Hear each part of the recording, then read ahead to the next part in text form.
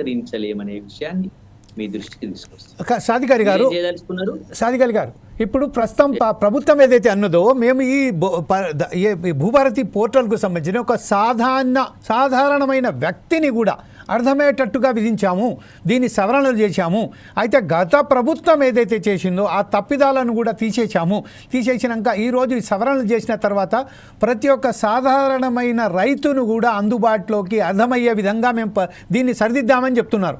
కానీ మీరు ఇప్పుడు చెప్తున్నారు దీన్ని మాన్యువల్గా ఇవ్వండి, మాన్యువల్గా ఇస్తేనే దాన్ని స్వీకరించి దాని ద్వారా ఒకవేళ అది అక్కడ పరిష్కారం కాకపోతే దాని పై అధికారికి అక్కడ కూడా పరిష్కారం పోతే అది ఇది ఒక కొంచెం మరొకసారి ఇది లేట్ అయ్యే అవకాశాలు ఉన్నాయి కదా ఈ సమస్య పరిష్కారానికి. ఈ విషయంపై మీరేమంటారు? జమీల్ గారు, ఇక్కడ ముఖ్యమైన విషయం ఏంటంటే మీరు ఇంకా స్టార్ట్ చేయలే, భూభారతి ఇంకా స్టార్ట్ కాలే.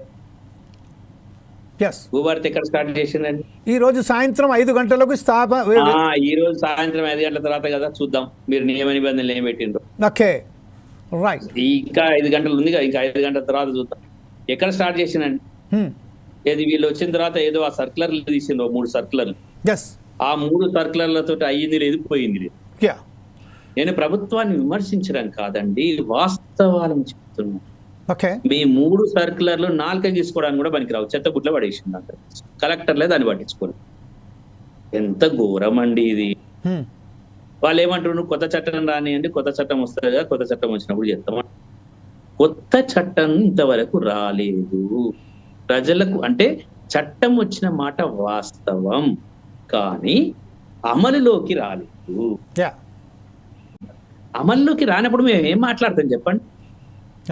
అమల్లోకి రాలేదు, అమలు చేయలేదండి. ఆ పాత చట్టమే 4 తీసుకుంటూ కూర్చున్నాం. ఆ పాత చట్టం అట్లనే ఉన్నది. అట్లాగే మన సాదా బేరాలు గట్లనే ఉన్నాయి. అంటే 7 లక్షల దరఖాస్తులు గట్లనే ఉన్నాయి. అరే 15 నెలలు అయింది, ఏంది మీరు మీకు అర్థం అయింది? నాకు అర్థం కాదు. అసలు మీ సమస్య ఏందో చెప్పండి నాకు.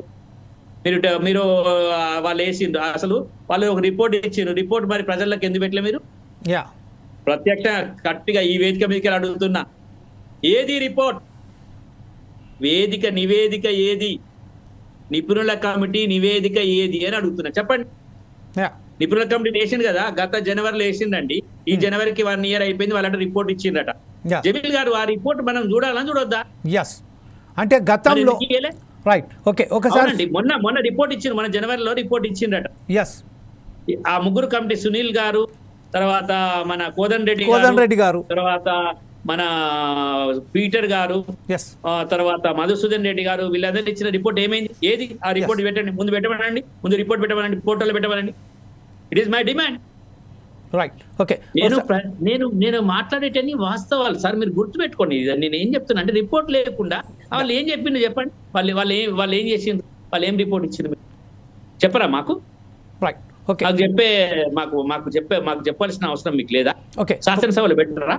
ఇదే విషయంపై మనం ఒకసారి సురేందర్ రెడ్డి గారి దగ్గరికి వెళ్దాం. సురేందర్ రెడ్డి గారు ఇప్పుడు సాదిక్ అలీ చెప్తున్నట్టుగా, సాదిక్ అలీ గారు